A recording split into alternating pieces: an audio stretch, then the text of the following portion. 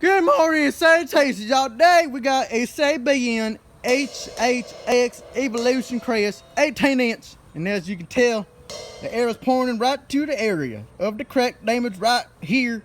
Starting from right there all the way to the edge. So we're going to weigh that out, get rid of that crack damage there right there. So before we do, let's give it a little sound test.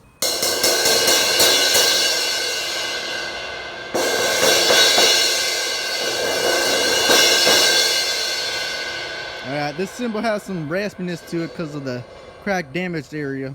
We don't want that in the cymbal whatsoever. So, let's fix this baby up. Alright, y'all, we're back with the Sabian HHX Evolution Crest. And this one's a 19-inch.